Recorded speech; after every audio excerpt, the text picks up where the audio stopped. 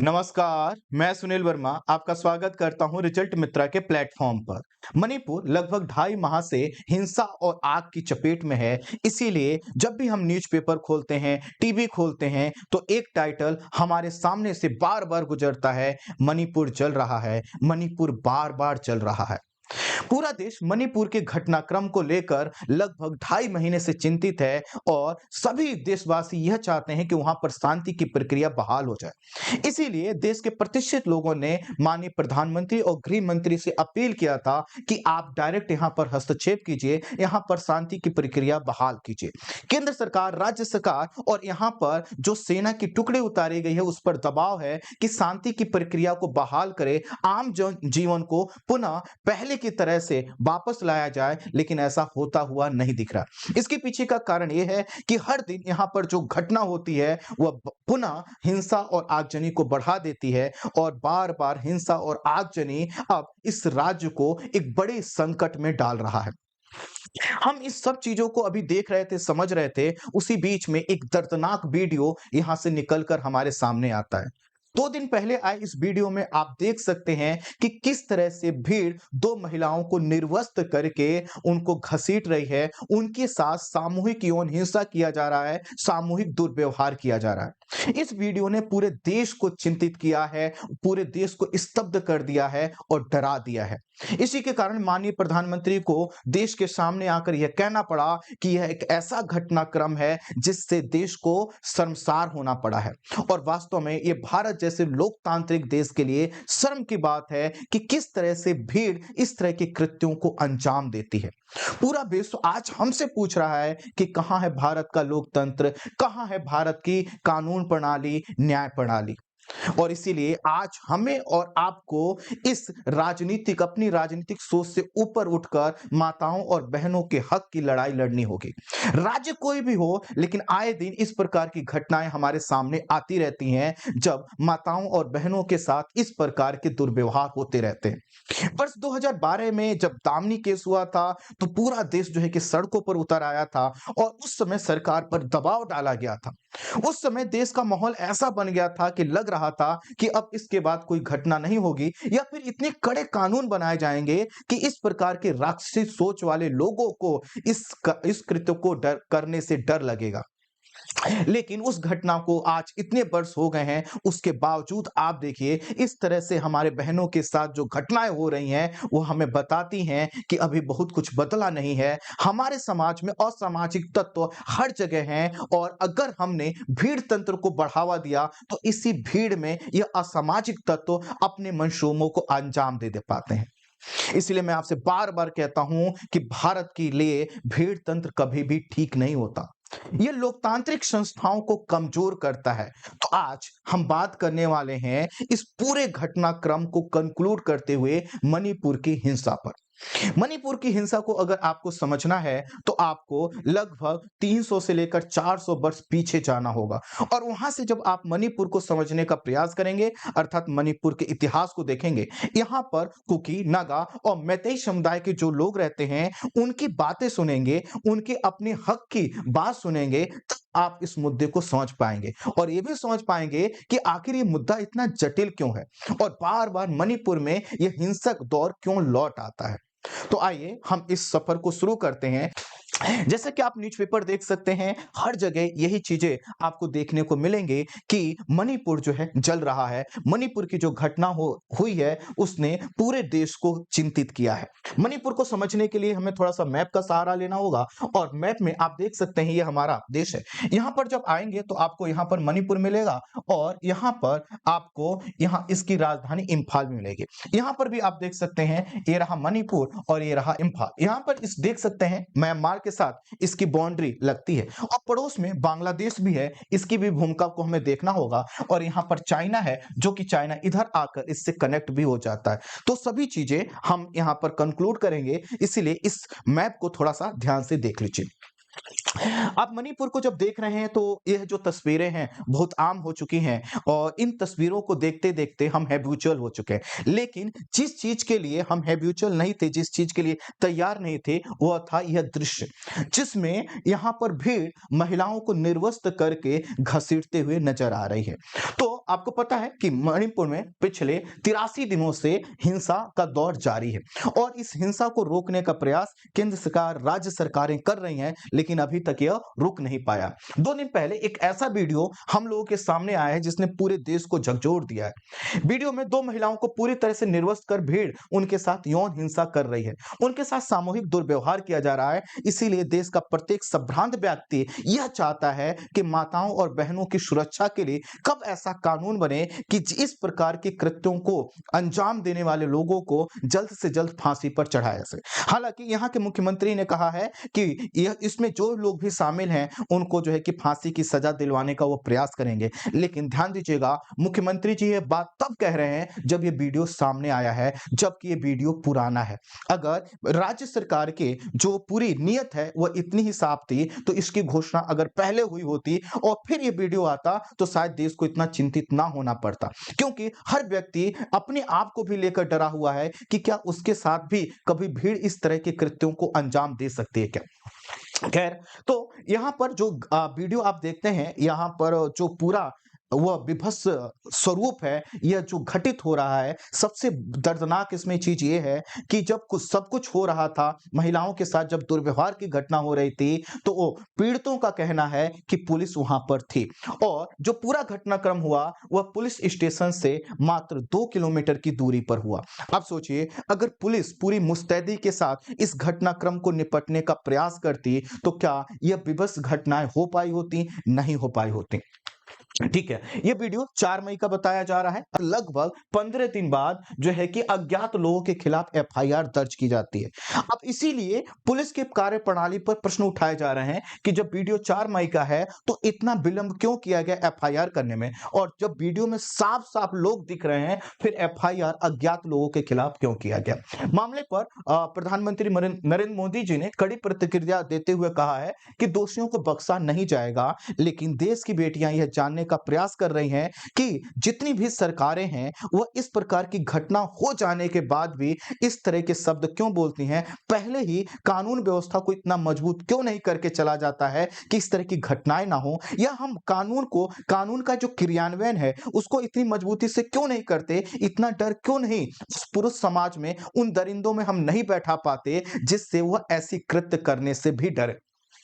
हालांकि ये जो वीडियो है यह आप सरकार जो है कि सरकार के साथ-साथ न्यायालय के पास भी पहुंच चुका है और इसी के कारण चीफ जस्टिस ऑफ इंडिया ने स्वतः संज्ञान लेते हुए, स्वतः संज्ञान का मतलब होता है कि कोई वहां पर इस वीडियो को लेकर नहीं गया, कोई अपील करने नहीं गया, कोई उनके पास जो है कि केस नहीं आया, बल्कि खुद उन्होंने वीडियो देखा और उसको देखकर वह स्तब्ध हो गए और इसी के लिए उन्होंने केंद्र सरकार और जो है कि राज्य सरकार से कहा है कि अगर सरकार कुछ नहीं करती है तो इस मामले में वह कार्रवाई करेंगे। आप समझ सकते हैं कि यह जो मुद्दा है कितना जटिल हो चुका है। अब इस जटिल मुद्दे को समझने के लिए हमें विभिन्न पॉइंट्स को समझना होगा। अर्थात ये तो मैंने आपको बहुत संक्षेप में बताया कि अभी किस कारण से मणिपुर चर्चा में बना हुआ है। लेकिन अगर हम इस मणिपुर की घटना को समझना चाहते हैं तो हमें 2.5 महीने पीछे जाना होगा और 2.5 महीने पीछे जाकर ये समझना होगा कि कैसे ये हिंसक घटनाएं चालू हुई थी। जैसे कि 4 मई का वीडियो है तो 4 मई से पहले क्या हुआ था उसको समझना होगा।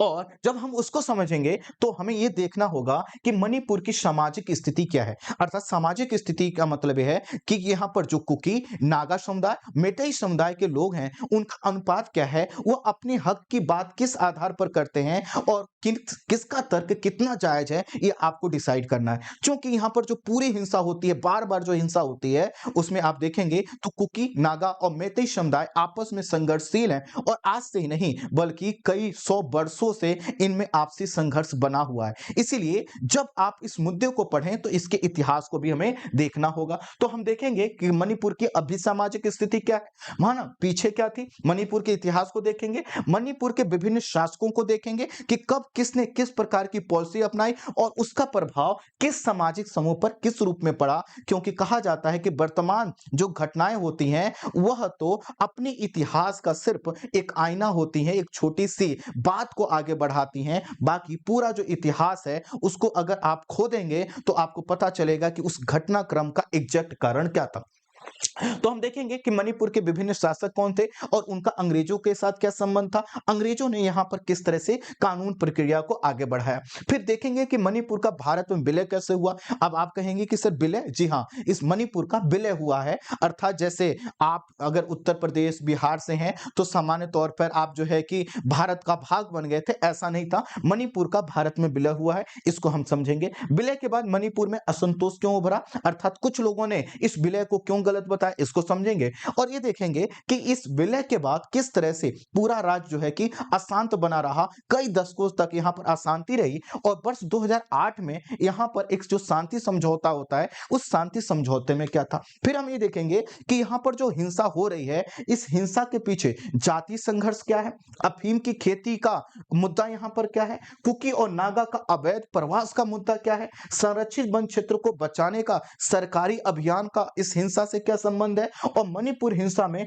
अशांति फैलाने में चीन और म्यांमार की क्या भूमिका है, इसको भी हम समझने का प्रयास करेंगे। इसका मतलब है इसमें हम एक डिटेल डिस्कशन करने का प्रयास करेंगे, इसलिए आपसे कहूंगा कि थोड़ा लास्ट तक बने रहिएगा ताकि आप इस मुद्दे पर एक गंभीर राय अपनी बना सकें, आपके पास इतना कंटेंट हो, इतनी जानकारी हो कि किसी छिछली जानकारी का आप शिकार ना हो जाएं, कोई गलत चीज आप अपने दिमाग में ना बैठा लें।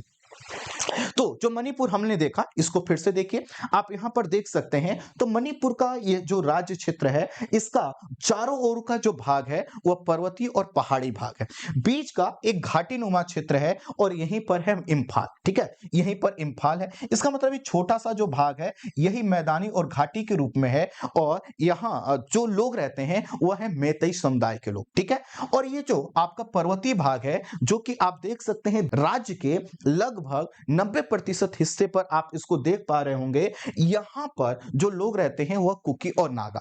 कुकी और नागा आपस में भी लड़ते रहे हैं, और अभी का जो मुद्दा है वह यहां पर रहने वाले मैतेई समुदाय के लोग और कुकी समुदाय के बीच में। तो हम तीनों ही पक्षों को यहां पर डिस्कस करने का प्रयास करेंगे। तो राज्य के 10% जो है कि भूभाग पर 57% मैतेई समुदाय के लोग रहते हैं। कहां पर, ये जो इम्फाल का घाटी वाला क्षेत्र है, यहां पर रहते हैं। ये जो मैतेई समुदाय के लोग हैं, यह हिंदू, धार्मिक रूप से हिंदू और मुसलमान हैं। अधिकांश लोग हिंदू हैं, कुछ लोग मुस्लिम हैं। जो लोग यहाँ पर शेष 90% का जो पहाड़ी क्षेत्र है, यहाँ पर इस राज्य के 43% लोग रहते हैं, और यहाँ जो आपका पर्वतीय और पठारी क्षेत्र है, यहाँ पर 33 जनजातियां हैं। और 33 जनजातियां किससे संबंधित हैं, या तो कुकी से या फिर जो है कि नागा से वो संबंधित है। अब ध्यान दीजिएगा, ये जो पर्वतीय और पठारी क्षेत्र है जहां पर जनजातियां रहती हैं, तो आपको पता है कि हमारा संविधान का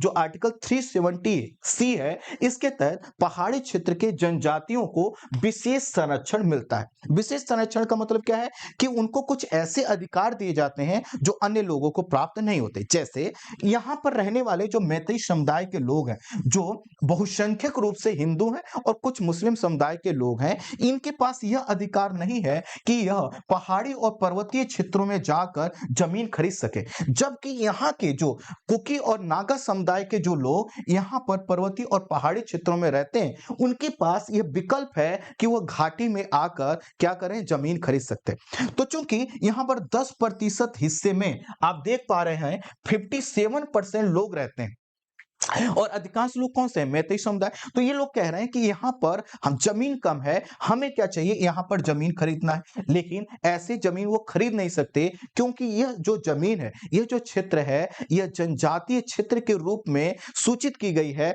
और जनजातीय क्षेत्रों में जमीन सिर्फ जनजातीय समुदाय के लोग ही खरीद सकते हैं, यह नहीं खरीद सकते। मामला बहुत जटिल है, धीरे धीरे हम थोड़ा सा आगे बढ़ेंगे। ठीक है, आइए अब मैं आपको इस हिंसा से जोड़ने का प्रयास करता हूं। जैसे कि मैंने स्टार्टिंग में एक वर्ड यूज किया था कि यहां की हिंसा लगभग 2.5 माह से हो रही है। तो इसको समझने के लिए, तो 28 अप्रैल को the indigenous tribal leaders forum ने 8 घंटे का बंद का ऐलान किया। तो यह है इम्फाल, और इम्फाल से 63 किलोमीटर की दूरी पर यह एक जिला है। यहां पर जो ट्राइबल समुदाय के लोग हैं, इन्होंने कहा कि हम बंद का आह्वान करते हैं। बंद का आह्वान क्यों करते हैं, आपके लिए प्रश्न हो सकता है। इसके पीछे का कारण यह था, ये जो मैतेई समुदाय के लोग लोग थे, यह कोर्ट के माध्यम से इन्होंने एक आदेश प्राप्त किया था। आदेश यह प्राप्त किया था कि मैतेई समुदाय के लोगों को भी जनजाति बनाने का, जनजाति सूची में रखने का आदेश राज्य सरकार, केंद्र सरकार से प्राप्त करे।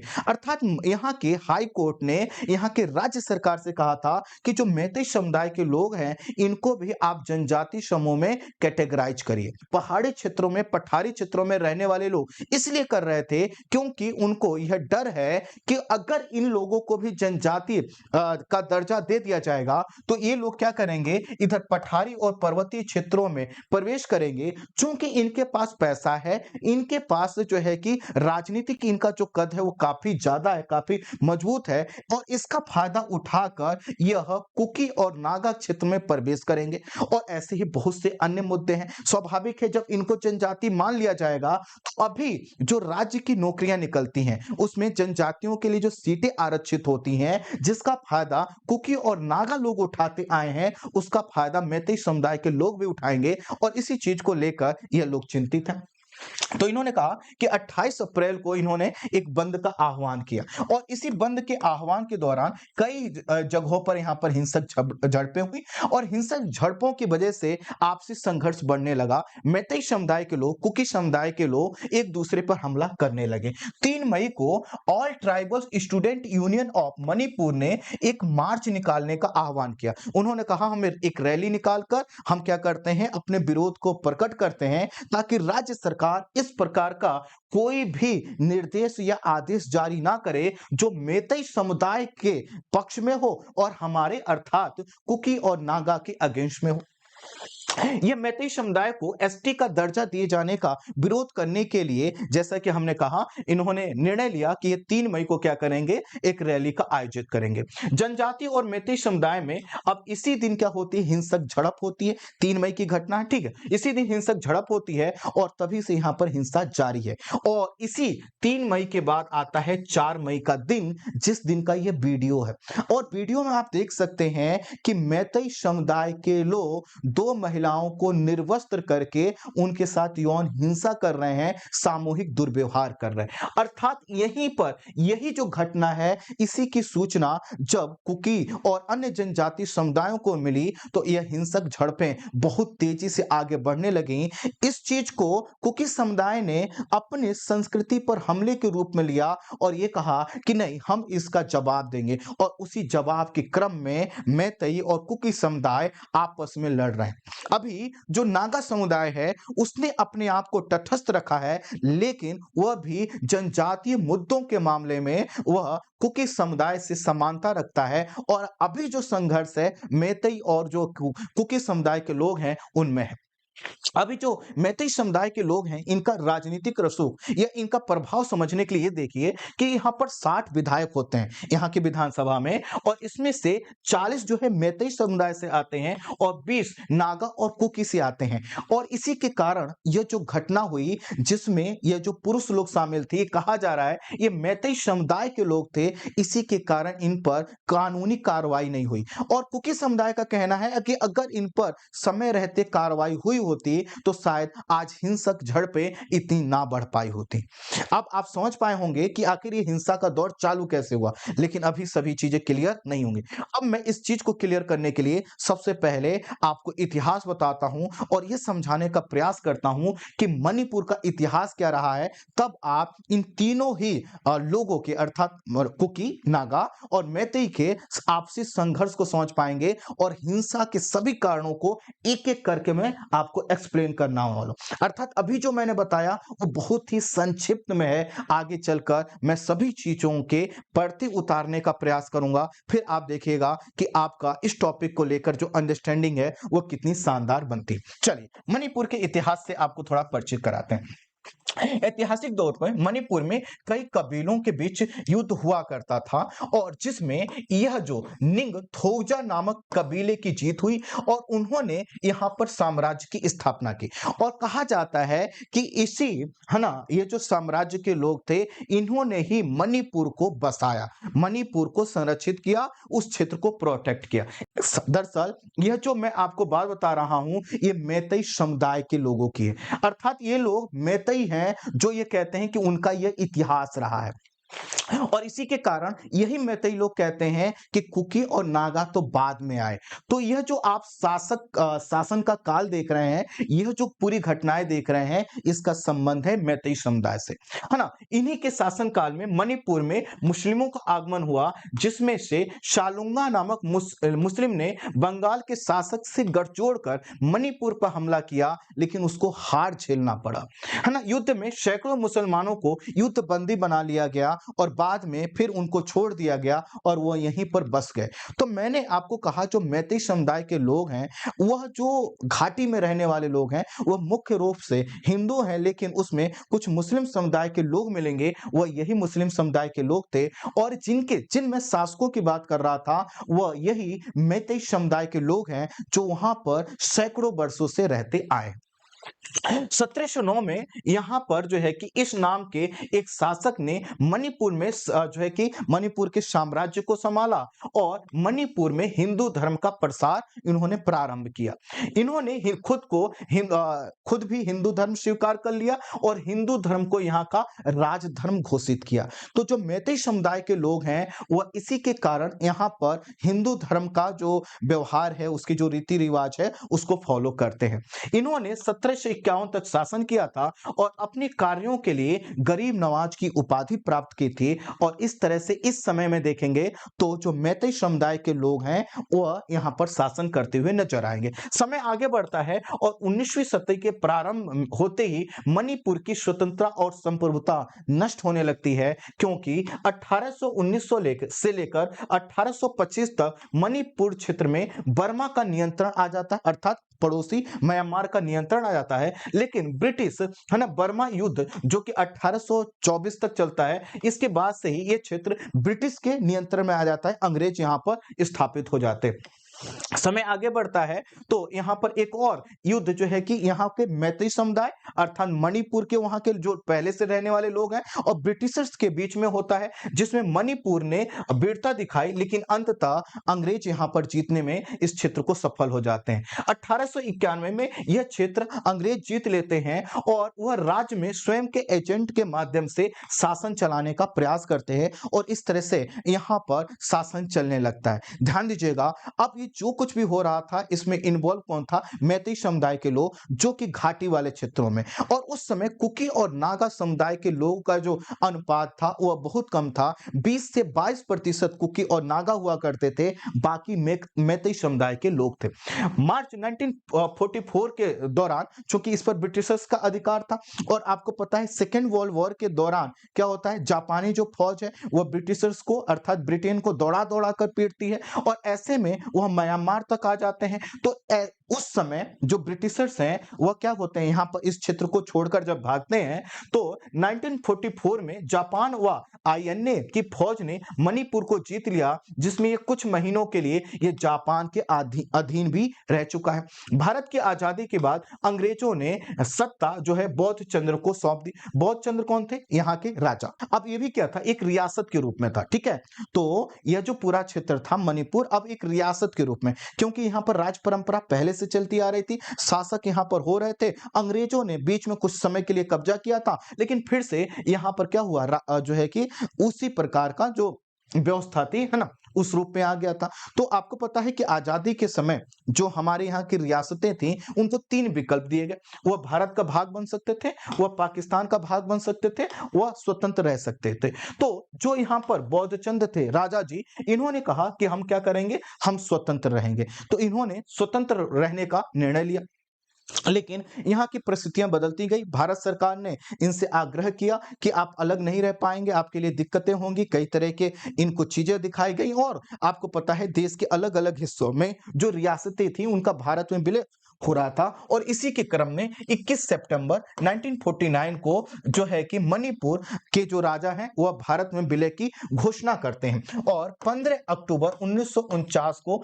मणिपुर का भारत में क्या हो जाता है, विलय हो जाता है और यह हमारे देश का अभिन्न अंग बन जाता है। संविधान लागू होने के समय मणिपुर चीफ कमिश्नर के रूप में भारतीय संघ में इसको शामिल कर लिया गया, अर्थात ये कह दिया गया कि भाई अब ये भारत का हिस्सा है और मणिपुर इस तरह से क्या हुआ, हमारे देश का हिस्सा बन गया, जो कि पहले एक रियासत के रूप में था। राज्य के बहुत से लोगों ने इस विलय को गलत बताया और ये कहा कि यह बलपूर्वक कराया गया विलय है, अर्थात उन्होंने कहा कि राजा ने स्वीकृति से यहाँ की जनता की अनुमति से विलय नहीं किया है, बल्कि बलपूर्वक उनसे कराया गया यह विलय है। और इसी के जवाब में यहाँ पर कई उग्रवादी समूहों का निर्माण हुआ। कुकी ने अपने उग्रवादी समूह का मतलब है जो हिंसा के माध्यम से कुछ प्राप्त करने का प्रयास, अर्थात सत्ता स्थापित करने का प्रयास करते हैं। तो कुकी का अलग जो है कि उग्रवादी समूह बना, नागा का अलग उग्रवादी समूह बना और मैतेई समुदाय का अलग जो है कि उग्रवादी समूह बना। और ये आपस में क्या हुए, लड़ने लगे। सब ये चाहते थे कि उनका नियंत्रण इस पूरे क्षेत्र पर हो जाए। ठीक है, ये आपस में भी संघर्ष करते थे और इस क्षेत्र को स्वतंत्र देश के रूप में स्थापित करने के लिए ये भारत सरकार और सेना से भी लड़ाई मोड़ लेते थे। सशस्त्र बल विशेष अधिकार अधिनियम को यहां पर लागू कर दिया। उद्देश्य यह था कि सेना के माध्यम से यहां की स्थिति को बहाल कर दिया जाएगा, लेकिन ऐसा हो नहीं पाया क्योंकि जब इसका विलय हुआ तो यह जो है कि केंद्र सरकार के नियंत्रण पर था, जैसे संघ शासित क्षेत्र होते हैं उस रूप में था। तो कुछ लोगों को यह कह रहे थे कि अगर इसको राज्य हम बना देंगे तो यहाँ के लोग क्या करेंगे, वोटिंग प्रक्रिया के माध्यम से, चुनाव के माध्यम से अपना जुड़ाव महसूस करेंगे, तो यहाँ पर शांति स्थापित हो जाएगी। इसी के कारण 21 जनवरी 1972 को संविधान संशोधन के जरिए मणिपुर को पूर्ण राज्य का दर्जा प्राप्त हो गया और कहा गया यहाँ पर 60 निर्वाचित सदस्यों से मिलकर एक विधानसभा होगी जो इस क्षेत्र के लिए सभी निर्णय लेगी। राज्य में 2 लोकसभा और 1 राज्यसभा की सीट को सुनिश्चित किया गया। यहाँ के जो चुनाव होते हैं उसमें 40 सीटें, लगभग 40 सीटें मैतेई समुदाय के पास जाती हैं और 20 सीटों पर जनजातीय समुदाय जो है कि अपनी जीत दर्ज कर पाते हैं। अर्थात मैतेई समुदाय चूंकि संख्या में ज्यादा है, उसका जो है कि एक केंद्रीय क्षेत्र है और वहां पर वो क्या करते हैं, जीत हासिल कर पाते हैं। और जो पर्वतीय और पहाड़ी क्षेत्र है वहां पर जनजातीय समूह की जीत होती है। तो कुकी और नागा यह कहते हैं कि राजनीतिक रूप से मैतेई लोग काफी मजबूत हैं, वह अपने हिसाब से कानून बनाते हैं, हमारे अधिकारों को प्रभावित करते हैं। वहीं मैतेई समुदाय के लोगों का कहना है कि भाई आपको तो संविधान के आर्टिकल 371 के तहत संरक्षण मिला है, हम तो आपके अधिकारों में किसी प्रकार की कोई कटौती नहीं कर सकते। सबके अपने अपने तर्क हैं। ठीक है, जैसा कि हमने कहा कि यहाँ पर राज्य बन गया और राज्य बनने के बाद उम्मीद की जा रही थी कि शांति प्रक्रिया यहां पर स्थापित हो पाएगी, लेकिन ऐसा नहीं हुआ। इसीलिए सेना के अधिकार क्षेत्र को बढ़ाने के लिए 1980 के दशक में मणिपुर को अशांत क्षेत्र घोषित कर दिया गया और सेना को कुछ यहां पर विशेष छूट दी गई पूरे राज्य के संदर्भ। और सेना ने यहां पर क्या किया, ऑपरेशन ऑल क्लियर के माध्यम से पर्वतीय क्षेत्रों के उग्रवादी कैंपों पर हमला करना चालू किया ताकि उग्रवादियों को मजबूर किया जा सके और उनको बातचीत के मंच पर लाया जा सके। वर्ष 2000 के बाद से बातचीत की प्रक्रिया को गति दी गई और उस समय अर्थात ऑपरेशन ऑल क्लियर के माध्यम से कुछ उग्रवादी समूह कम जरूर हुए, लेकिन शांति स्थापित नहीं हुई। तो इसलिए वर्ष 2008 में कुकी समुदाय, राज्य सरकार और केंद्र सरकार के बीच एक समझौता हुआ और समझौता यह हुआ कि अब यहां पर सभी चीजों को बातचीत के माध्यम से ही सभी का समाधान किया जाएगा, किसी भी प्रकार का कोई हिंसक कार्रवाई नहीं की जाएगी। तो उस समय से 2008 से सभी चीजें ठीक चल रही थी। इसी बीच में 2012 का समय आता है और 2012 में मैतेई समुदाय यह कहता है कि भाई जनजातियों के मामले में उनको जो अधिकार मिले हैं वो कम है और मैतेई समुदाय अपने पुराने इतिहास जो मैंने आपको दिखाया उसको बताते हुए यह कहता है कि हम भी पहले जनजाति थे, आप हमें भी जनजाति का दर्जा दो। तो 2012 से मैतेई समुदाय अपने को जनजाति के रूप में कहना चालू करता है और उसके लिए एक संगठन के माध्यम से यह राज्य सरकार पर दबाव डालते हैं कि आप हमें जनजातियों का दर्जा दीजिए और यह मणिपुर हाईकोर्ट में चले जाते हैं। वहां के हाईकोर्ट के द्वारा आदेश जारी किया जाता है राज्य सरकार को कि वो केंद्र सरकार से बातचीत करके मैतेई समुदाय को क्या करे, जनजातीय अधिकार दें। अब इससे तुरंत क्या हो जाते हैं, जो कुकी और नागा समुदाय के लोग हैं वो नाराज हो जाते हैं। तो यही लिखा है, मैतेई समुदाय की मांग है अच्छा, एक चीज़ और समझिए कि यहाँ पर मैतेई समुदाय को कहा जाता है कि उनको जनजातीय अधिकार मिलने चाहिए, जिसका विरोध करने के क्रम में हमने देखा कि कुकी और जो कुकी समुदाय के लोग हैं, उनका हिंसक झड़प मैतेई समुदाय के साथ होती है। अब देखिए मैतेई समुदाय क्या चाहता है? मैतेई समुदाय ये चाहता है, जो मैंने आपको पूरा ऐतिहासिक क्रम बताया, उनका ये कहना है कि चूँकि हम पहले से रहते आए हैं, मैतेई के नाम पर ही मणिपुर राज्य का नाम पड़ा है। हमारे ही शासक शासन करते आए हैं और इसीलिए वह ये कहते हैं कि 1970 के दशक के बाद मणिपुर में जितने शरणार्थी आए, शरणार्थी कौन से थे? म्यांमार और बांग्लादेश से आने वाले कुकी और नागा समुदाय के लोग, उनको वापस भेजा जाए। अब इसी चीज को लेकर कुकी और नागा कहते हैं, वो नाराज हो जाते हैं। वो कहते हैं नहीं, इस ऐसा कैसे हो सकता है? ये तो हमारे लोग हैं। वहीं मैतेई समुदाय के लोग कहते हैं भाई हम यहाँ पर कितने सैकड़ों साल से रहते आए, आप हमारे इतिहास देख लो, हमारे शासकों को देख लो। और नागा और कुकी ये कहते हैं हम पहाड़ी क्षेत्रों में रहते आए हैं। तो यहाँ पर मैतेई समुदाय ये कह रहा है कि बांग्लादेश, म्यांमार से कुकी और नागा समुदाय आकर पहाड़ी क्षेत्रों पर कब्जा कर रहे हैं, अपनी जनसंख्या को बढ़ा रहे हैं और मैतेई समुदाय के अधिकारों को छीन रहे हैं, उनको एक सीमित भूमि में सीमित कर रहे हैं, जबकि पूरा मणिपुर उन्हीं का होना चाहिए था। तो इसीलिए मैतेई समुदाय की मांग है कि 1970 के बाद मणिपुर में जितने शरणार्थी आए हैं, उनकी गणना की जाए और एनआरसी लागू किया जाए। एनआरसी में क्या होता है? जो बाहर से आए हुए लोग हैं, उनको जो है कि देश से बाहर किया जाता है और इसमें उन्हीं देश का नागरिक या राज्य के लोग के रूप में उन्हीं को सूचीबद्ध किया जाता है, जो जिनके पास प्रमाण हो कि हाँ, यहाँ पर लंबे समय से रहते आए हैं। ठीक है? मैतेई इनका ये कहना है कि जो बाहर से आए, मैतेई समुदाय ये कहते हैं कि जो बाहर से आए कुकी और नागा हैं, उनको अगर बाहर कर दिया जाएगा तो हमें कोई दिक्कत नहीं है, हम ठीक रहेंगे। लेकिन चूंकि कुकी और नागा की संख्या तेजी से बढ़ती जा रही है और मैतेई समुदाय की संख्या कम हो रही है, तो उनका ये डर है कि भविष्य में कुकी और नागा क्या करेंगे, उनको घाटी वाले क्षेत्रों से भी निकाल देंगे। मैतेई समुदाय के लोगों को पहाड़ियों में, जैसा कि हमने कहा, ये 10% एरिया में रहते हैं और इनके पास ये अधिकार नहीं है कि पर्वतीय और पहाड़ी क्षेत्र में जाकर जमीन खरीद सकें। जब मैतेई समुदाय की मांग है कि अगर कुकी जो लोग हैं वो घाटी क्षेत्रों में जमीन खरीद सकते हैं, तो इनके पास भी अधिकार होना चाहिए कि पर्वतीय और पहाड़ी क्षेत्रों में जाकर जमीन खरीद सकें। लेकिन ये तभी संभव हो सकता है जब मैतेई समुदाय को जनजाति मान लिया जाए, क्योंकि एक जनजाति ही दूसरी जनजाति की जमीन खरीद सकती है, बाकी अन्य लोग जमीन को नहीं खरीद सकते। मैतेई समुदाय का आरोप है कि कुकी ने क्षेत्र में काफी जमीन पर कब्जा कर लिया है, जिससे वे कमजोर होते जा रहे हैं, अर्थात मैतेई समुदाय कमजोर होते जा रहे हैं और इसी के कारण उनको जनजाति का जब दर्जा दिया जाएगा, तो उनके क्षेत्र में कोई दूसरा व्यक्ति प्रवेश नहीं करेगा और वह अपने सांस्कृतिक और सामाजिक मूल्यों को संरक्षित कर पाएंगे, क्योंकि अभी बाहर से लोग अर्थात कुकी नागा लोग घाटी में प्रवेश कर रहे हैं और उनकी संख्या, उनकी जो सांस्कृतिक प्रक्रिया है उसको प्रभावित कर रहे हैं। कुकी समुदाय का आरोप है कि सरकार जो है मैतेई समुदाय के हितों के लिए कर रही है। अब वही कुकी समुदाय क्या कहता है कि भाई मैतेई सरकार के लोग ही सरकार में हैं, उन्हीं के ज्यादा विधायक हैं और वो हर तरह से यह चाह रहे हैं कि कुकी लोगों के अधिकारों में कटौती की जाए। इसीलिए जैसे ही मैतेई समुदाय कहता है हमको जनजाति के रूप में दर्जा दो, तुरंत कुकी समुदाय चिंतित हो जाता है, क्यों भाई आपके पास तो पॉलिटिकल पावर है, आप तो ऐसा कर सकते हो। इसलिए वो विरोध चालू कर देता है और जब विरोध चालू करता है तो ये हिंसक विरोध क्या है, हिंसक झड़प में कन्वर्ट हो जाता है। मैतेई का मानना है कुकी और जोमी समुदाय के लोग बाहरी हैं, अर्थात कुकी और जो नागा लोग हैं ये बाहरी लोग हैं, तथा 2021 के म्यांमार संकट के बाद यहाँ म्यांमार से काफी संख्या में जो है कि कुकी और नागा समुदाय के लोग म्यांमार से आकर मणिपुर में बस रहे हैं, चूंकि बॉर्डर लगता है, हमने आपको दिखाया। तो इसी के कारण इन लोगों का कहना है, मैतेई समुदाय के लोगों का कहना, एक तो पहले से उनकी जनसंख्या तेजी से बढ़ रही है, दूसरा बाहर से भी लोग आ रहे हैं और हमारे पास जमीनें कम पड़ती जा रही, संसाधन कम पड़ते जा रहे हैं और जितने भी संवैधानिक अधिकार हैं वो जनजातियों को मिले हैं। जबकि मैतेई समुदाय का ये कहना, हम तो यहाँ के मूल लोग हैं और आज विलय से पहले मैतेई समुदाय को भी जनजाति माना जाता था, लेकिन अब उनको जनजाति नहीं माना जा रहा है, जिसके वजह से उनको कम अधिकार प्राप्त हो रहे हैं और उनके अधिकारों में कटौती हो रही है। वहीं राज्य के जनजातियों का कहना है कि मैतेई की आबादी अभी भी काफी ज्यादा है तथा राजनीति में भी उनका दबदबा है, तो इनको विशेष संरक्षण क्यों दिया जाए? विशेष संरक्षण तो उनके लिए बना हुआ है जो कमजोर है। मैतेई समुदाय का तो पॉलिटिकल पावर बहुत ज्यादा है,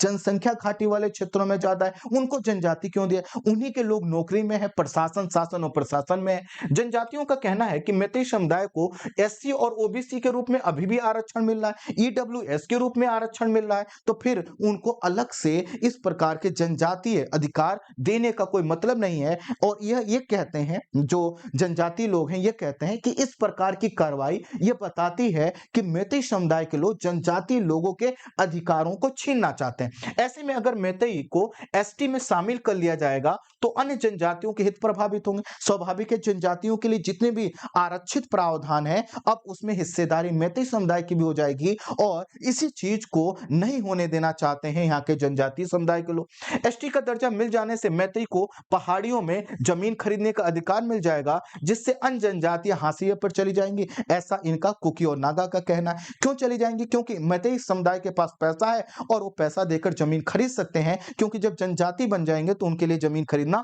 आसान हो जाएगा। ठीक है, तो पहला जो हम लोग हिंसा का कारण समझ पा रहे हैं वह है यहाँ के जातीय, यहाँ का जो जातीय संघर्ष है, यहाँ की जो जातीय संरचना है वह कई बार अपने हकों के लिए संघर्ष और हिंसा का सहारा लेती है। लेकिन बात सिर्फ इतना नहीं है ना, इसके अन्य कारण भी है। मणिपुर की सरकार द्वारा मादक पदार्थ जैसे अफीम की खेती के विरुद्ध अभियान चलाया जा रहा है। तो आप जब जाएंगे पर्वतीय क्षेत्रों में, पहाड़ी क्षेत्रों में जाएंगे तो यहाँ पर जो कुकी और नागा हैं वह जो है कि अफीम की खेती करते हैं, और मैतेई समुदाय के लोगों का यही कहना है कि यहाँ पर जो कुकी और नागा हैं वह अपने आप को हथियार बंद कर रहे हैं, वह जो है कि अफीम की खेती करके हथियार खरीदते हैं। तो इसी चीज को देखते हुए मणिपुर की सरकार ने यह आदेश दिया कि जो अफीम की खेती जहां पर हो रही है उसको नष्ट किया जाएगा। तो पहाड़ी क्षेत्रों में जहां कुकी और नागा रहते हैं वहां पर आप देखेंगे तो इस अफीम की खेती होती हुई दिखाई देगी। ये अधिकांश लोग जो पहाड़ी क्षेत्र में रहते हैं ईसाई धर्म को मानते हैं और अपने अतिरिक्त आय के लिए अफीम की खेती करते हैं। अफीम की खेती नष्ट करने के लिए यहाँ पर बड़ा अभियान चलाया गया, और इस अभियान से प्रभावित होने वाले जो लोग थे वो कुकी समुदाय के लोग थे, तो उन्होंने इसको अपने ऊपर आक्रमण माना और ये कहा कि नहीं, ये उनके साथ गलत हो रहा है, और इसीलिए वो विरोध प्रदर्शन करने पर आए। लेकिन विरोध प्रदर्शन में जो मैतेई समुदाय के लोग हैं उन्होंने अपनी मांगों को जायज तरीके से ना रखकर, जिस तरह से एक महिला को, जो कि कुकी समुदाय की महिला थी, उसको जिस तरह से निशाना बनाया, मैतेई समुदाय को लेकर आलोचना का भी शिकार होना पड़ रहा है। अभियान से अर्थात ये जो अफीम की खेती के विरुद्ध अभियान चलाया, इससे प्रभावित अधिकांश लोगों में अधिकांश जो लोग थे वो कुकी समुदाय से थे। तो कुकी समुदाय यह कह रहा है कि चूंकि जो सरकार है वो मैतेई समुदाय की सरकार है, वो जानबूझकर वो कुकी समुदाय को कमजोर करने के लिए इस तरह के अभियान कुकी समुदाय के खिलाफ चलाते हैं। इसका तीसरा कारण क्या है? म्यांमार से कुकी और नागा जनजाति क्या हो रहे हैं, बड़ी संख्या में और जो है कि राज्य के अंदर प्रवेश कर रहे हैं, और राज्य के अंदर प्रवेश करने के कारण कुकी और नागा की संख्या बढ़ रही है, मैतेई समुदाय की संख्या दिन प्रतिदिन कम हो रही है। तो मैतेई समुदाय के लोगों का कहना है कि भाई जो बाहर से लोग आ रहे हैं पहले आप इनको रोकिए, और जो लोग आ चुके हैं उन पर एनआरसी को लागू करवाइए और उनसे पूछिए, उनसे प्रमाण मांगिए वो कब से रहते हैं। अगर वो पहले से नहीं रहते हैं तो इनको देश से बाहर राज्य से बाहर निकालिए। पहाड़ी क्षेत्रों में बड़ी मात्रा में जनसंख्या जो है कि तेजी से बढ़ रही है। इसके एग्जाम्पल के लिए वो आंकड़े देते हैं कि 2011 की जनगणना जो है कि के बाद 2021 तक, अर्थात एक दशक में घाटी वाले क्षेत्र में, जो इम्फाल घाटी वाला क्षेत्र है जहां पर मैतेई समुदाय के लोग रहते हैं, जनसंख्या में वृद्धि हुई है 16%। वहीं पहाड़ी क्षेत्र में 2011 से लेकर 2021 के बीच में जनसंख्या में जो वृद्धि हुई है वह 40%, जो ये बताता है कि तेजी से जनसंख्या वहां पर डबल हो रही है। क्योंकि लोगों को अनेक बार चूंकि प्रवासी और विदेशी कहा जाता है, इसीलिए कुकी समुदाय अपने आप को डरा हुआ महसूस करते हैं। उनको ये लगता है कि कभी भी उनको बाहर निकाला जा सकता है, और मैतेई समुदाय उनको जो है कि अवैध और प्रवासी कहता भी आया है। तो जब भी कुकी समुदाय को लगता है कि कुछ ऐसा हो रहा है जिसका शिकार वह हो सकते हैं, जिसका निगेटिव इंपैक्ट उन पर पड़ सकता है, वो तुरंत क्या होते हैं, विरोध प्रदर्शन करने लगते हैं। मैतेई समाज का आरोप है कि म्यांमार के कुकी और नागा पहाड़ी क्षेत्रों में तेजी से आ रहे हैं, इसी के कारण एक दशक में ही उनकी जनसंख्या 40% बढ़ गई, जबकि इम्फाल घाटी में रहने वाले जो मैतेई समुदाय के लोग हैं उनकी संख्या में एक दशक में सिर्फ और सिर्फ 16% वृद्धि हुई। दावा है कि अच्छा ये लोग जो बाहर से आते हैं, जो कुकी और नागा आ रहे हैं, तो मैतेई समुदाय के लोगों का दावा है कि आरक्षित वन भूमि में बस जाते हैं। आरक्षित वन भूमि जो सरकारी भूमि है, जहां पर कोई एक्टिविटी नहीं हो सकती है ना, वहां पर ये लोग बस जाते हैं और यहाँ पर बस कर ये लोग क्या करते हैं, अफीम की खेती करते हैं। इस अफीम की खेती से वो क्या करते हैं, हथियार खरीदते हैं और इस तरह से मणिपुर में हिंसा को बढ़ावा मिलता है। अवैध रूप से आई या जो है कि लोगों को पहचानने और अस्थायी आश्रय देकर उन्हें उनके देश लौटाने के लिए यहाँ पर कुछ समय पहले एक उप समिति भी गठित की गई थी। तो जो वर्तमान घटनाक्रम हो रहा है, उसमें इस उप समिति की भी भूमिका है। ये उप समिति यह विचार कर रही है कि कैसे लोगों को बाहर निकाला जाए। स्वाभाविक है, बाहर किसको निकाला जाएगा, जो हाल के समय में आया है। तो और उसमें कुकी और नागा समुदाय के लोग ज्यादा हैं, इसीलिए जो जनजातीय लोग हैं वह अपने आप को संगठित करके इस प्रकार के सभी प्रयासों को विफल करने के लिए वह क्या कर रहे हैं, अपने जो है कि विरोध प्रदर्शन को मजबूती से आप सामने रख रहे हैं। चौथा कारण, अगस्त 2022 में जारी राज्य सरकार की अधिसूचना, क्या अधिसूचना थी, जिसमें चूरा चांदपुर खौपुम संरक्षित वन क्षेत्र में 38 गांवों के अवैध बस्तियों को हटाने की बात। तो देखिए, जो यह इम्फाल राजधानी क्षेत्र है ना, उसी से कुछ दूरी पर यह जो है जिला है और यहाँ पर कुछ वन क्षेत्र हैं जिसमें बाहर के लोग, जो कुकी समुदाय के लोग हैं, वो अपना घर बनाकर रहने लगे थे। तो राज्य सरकार ने कहा कि नहीं, चूंकि यह आरक्षित वन क्षेत्र वाला भाग है, इसमें जो है कि आवासीय एरिया नहीं बनाया जा सकता, तो आपको हटना होगा। सरकार ने क्या किया, आदेश दिया और प्रशासन ने लोगों को हटाना चालू कर दिया। अब इसको लेकर जो कुकी समुदाय के लोग हैं वो कह रहे हैं कि हमको बलपूर्वक हटाया जा रहा है, हमको जो है कि बाहर निकालने का प्रयास किया जा रहा है। मैतेई सरकार, मैतेई समुदाय क्या कर रही है, सरकार का सहारा लेकर कुकी समुदाय को टारगेट कर रही है, ये उन्होंने कहा। जबकि सरकार का कहना है, राज्य सरकार का कहना है कि हम लोग तो आरक्षित वन क्षेत्रों में जो अवैध अतिक्रमण हुआ है हम उसको खाली करवा रहे हैं। लेकिन प्रभावित कौन हो रहा है, कुकी। तो वो क्या कर रहा है, विरोध प्रदर्शन कर रहा है।